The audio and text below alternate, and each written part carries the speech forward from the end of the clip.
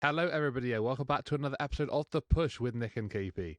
I'm KP, and I'm here today to go through another episode of NXT. We're going to be running through a recap right here, right now. This is the Tuesday, 4th of November edition of the show. So how about we go through everything that took place across the course of the night, break everything down, and discuss all of the happenings throughout the course of the show.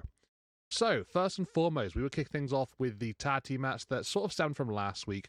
We will see Fatal Influences Jacy Jayne, Fallon Henley, and Laylee Reid taking on the team of Lola Vice, Izzy Dame, and the NXT Women's Champion, Tatum Paxley. So, as I said, sort of stemmed from last week's interactions on the previous NXT. This would be a pretty decent women's tag team match to get things off here. I thought that everybody really just sort of like showcased themselves pretty well. It had a nice flow to the match. And just generally speaking, it was enjoyable to watch and it set the pace for the course of the show. In the end, we would get a situation where both Izzy Dame and Jacy Jayne tagged themselves in on Tatum Paxley and Fallon Henley, respectively, sort of like as they're bouncing off the ropes, sort of like happens, literally one after the other type situation. And as the two tags have been made, there's a little bit of a weird interaction between Tatum Paxley and Izzy Dame. Nothing crazy as such, but just like a little bit maybe miscommunication perhaps. And Izzy just sort of pushes Tatum out of the way. And as she does so, Tatum goes flying to ringside. And Jacy Jayne hits her rolling encore, which is that spinning forearm move of hers. And that would be enough to knock down Izzy Dame and to pick up the victory on behalf of the rest of Fatal Influence. So, yeah, I'm not sure what to make of that last little interaction there between Izzy and Tatum there. I'm not entirely sure what that was about, but it is quite an interesting sort of development with these two ladies. What are Izzy Dame's intentions? I don't really know, but it did seem like she took a bullet for Tatum Paxley when, was it really necessary? I'm not entirely sure it was. So, yeah, quite interesting, that one, for sure. But honestly, not a bad women's tag team match to get things going. I quite enjoyed the contest, generally speaking. And, to see Fatal Influence getting a victory, maybe this is a chance for them to surge back up to the top of the women's division. We would then go into our second segment of the night, and this would see Kalani Jordan, the Women's Knockouts Champion on TNA, and she would head into the ring and basically just cut a promo, admitting that last week she did everything that she needed to do to retain her championship. She starts, calling the fans maybe a little bit hypocritical because she compares her win last week to that of the likes of what Dominic Mysterio is currently doing, on Raw, winning his matches and retaining his Intercontinental Championship by literally any means necessary, going through whatever means he has to do to get the result. She also brings up Cody Rhodes, and we saw what happened at Saturday night's main event with him hitting a DDT onto the WWE Championship, so he would retain his championship in that way. So Kalani's sort of picking things up from other people and saying, like, in these situations, you guys are cheering. You guys are happy when this happens, so why aren't you happy for me winning by any means necessary here on NXT and for the TNA Knockouts Championship? So she then goes on to say that she just wants to fight with honor by defending the Knockouts Women's Championship, but yet she gets booed and kicked out of the locker room. So sort of questioning what it is that she's doing wrong here, why the women's division is sort of like turning on her, even though in her opinion she is, being a very respectful champion and defending and bringing honor to that title. She says that since her tryout, she's been the standout and how no woman can keep up with her athletically. She then turns her attention to Layling Lee from TNA, basically saying that she's already beaten her, so she should get used to just calling her the champion. She does have opportunity coming up with Layling Lee, sort of like sniffing around the situation here. A little bit more on that later on in the show. But for now, Kalani Jordan clearly not very happy with the landscape and how things are going at this point. We would then go into our next match of the night, which was the El Grande Americano coming down from Monday Night Raw, and he would take on Josh Briggs. This is a match that sort of stemmed from earlier in the night. There was a bit of a locker room interaction between the two men, and Josh Briggs sort of saying like, oh, you got your hands full with Jasper Troy. Yeah, you might be able to beat him, but can you beat me in a non-speed match? Regular rules. Just any time that we got to deal with here, see if you can beat me. So that would stem to this matchup here. And this one would go down pretty nicely. It was quite physical of a contest, and we saw it spill to ringside on a number of occasions. And in the end, we do get Tavion Heights, who definitely has a bit of an issue with Josh Briggs at the moment. And he would get up into the ring and sort of like try and get into the face of Briggs. With a distraction from from Tavion Heights and that situation there, we would then see Rayo and Bravo that would hit double backstabbers onto Josh Briggs before then rolling him back into the ring. El Grande Americo gets the win by tap out, by submission here, to basically get one over on Josh Briggs. So, I mean, Tavion Heights coming down and being a bit of a menace here. The matchup, like I said, was quite physical and fun, so I did enjoy it up until that point for sure. So, yeah, that little sort of continuation there between Tavion and Briggs, not a bad thing to see. I'm happy with that one.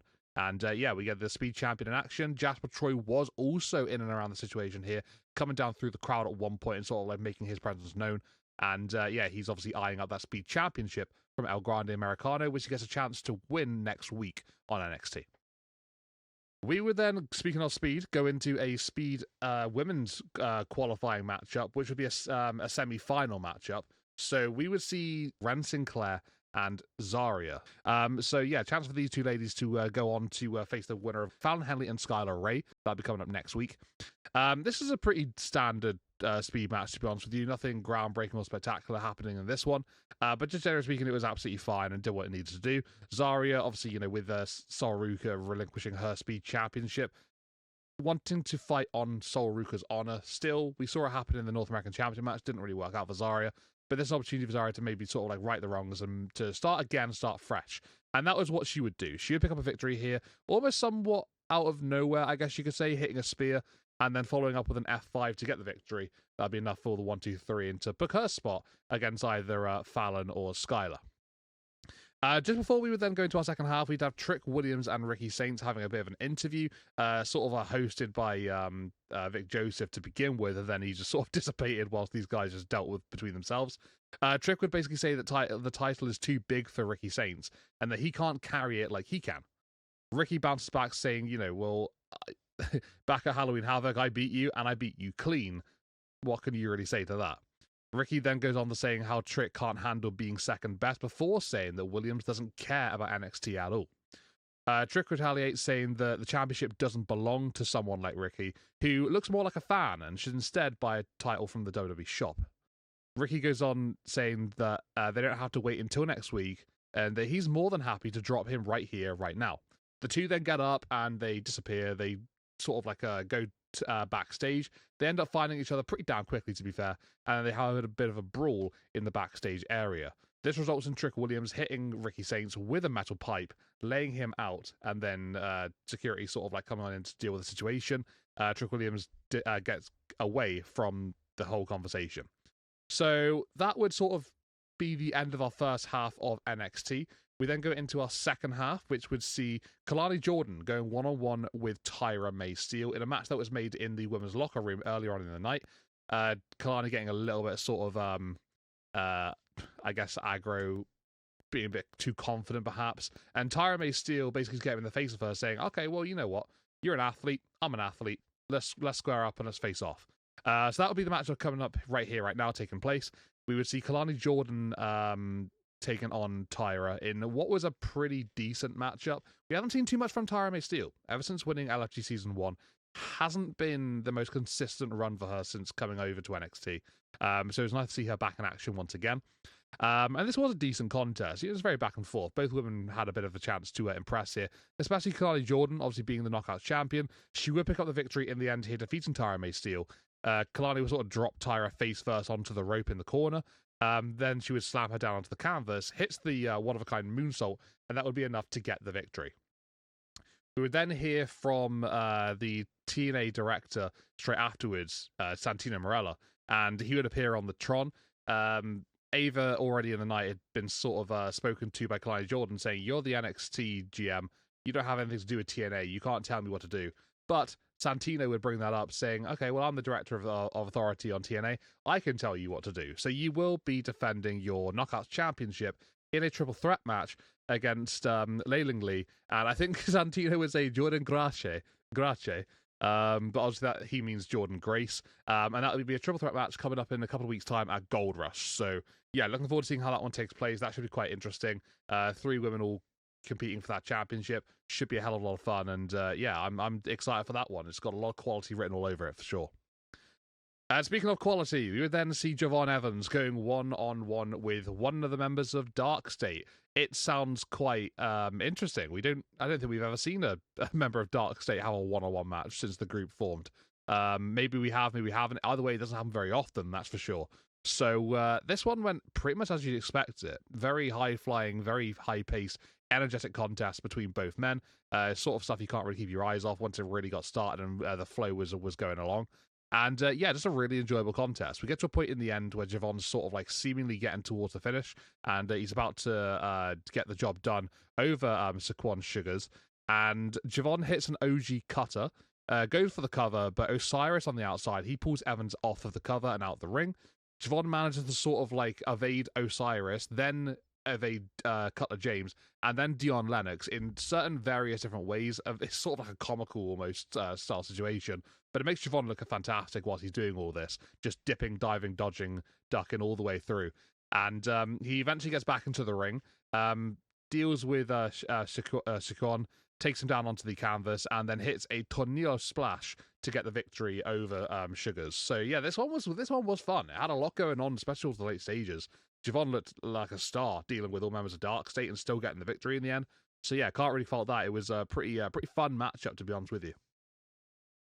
And then in our sort of main event, last segment of the night, whatever you want to call it, we would have Ethan Page and Chelsea Green, the brand new AAA Mixed Tag Team Champions.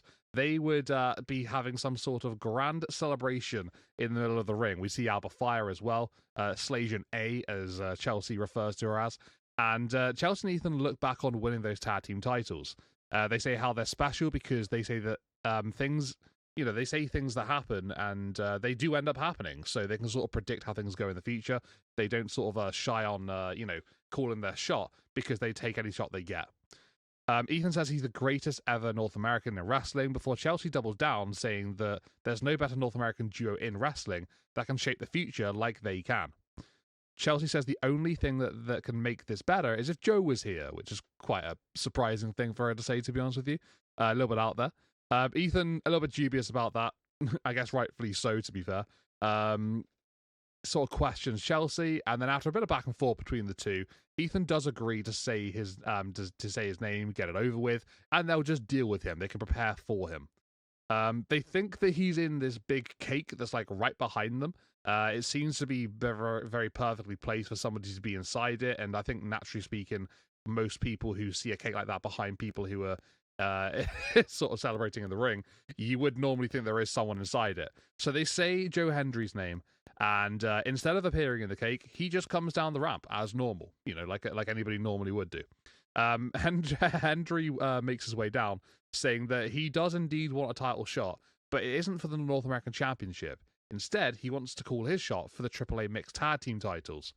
Chelsea getting a little bit leery, getting quite confident in everything here. She highlights that he has no tag team partner. It's 1 versus 2 in the situation, as they can currently see. So he would need a tag team partner, and currently he doesn't have one. Hendry says that he's got a surprise up his sleeve. He's going to keep it a secret, but actually instead he's going to reveal his tag team partner right now. We then hear sort of a very close rendition of Joe Hendry's classic theme song play, and when it gets to the Believe in Joe Hendry part, it would say Believe in Thea. You hear that? Tia Hale pops out of the cake, and she ends up hitting a pie onto both Chelsea and then Alba, and then Hendry gets into the ring, is passed a pie by Thea, and he pies Paige in the face, and that would be the end of NXT. So, yeah, very much a sort of comical, I guess, ending towards NXT here with the pies in the face there. But just generally speaking, though, pretty decent last segment. Chelsea and Ethan are on fire right now, just absolutely killing it on all cylinders, so really enjoying their work.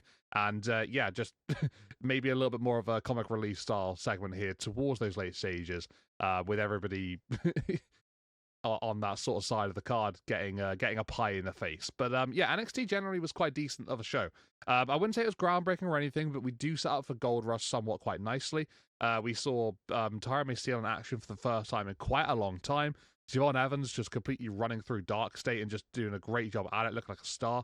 Fatal Influence picking up another big victory and, working their way up, possibly back up to the main event picture on the women's side of things. Kalani Jordan... she's got a lot on her plate at the moment. She's got yeah, definitely a bit of a complex to deal with. We'll see how that goes. And the speed tournaments are picking up as well. So yeah, a lot to go through here on NXT, but a pretty solid show. I quite enjoyed it, generally speaking. I would give it a 7.5 out of 10. Don't think it really did anything too incredibly well, but it just did things quite nicely and move things along. And then we can look forward to Gold Rush with a few things that we know are going to be taking place and happening. So yeah, I can't really complain too much. I thought it was a pretty decent show.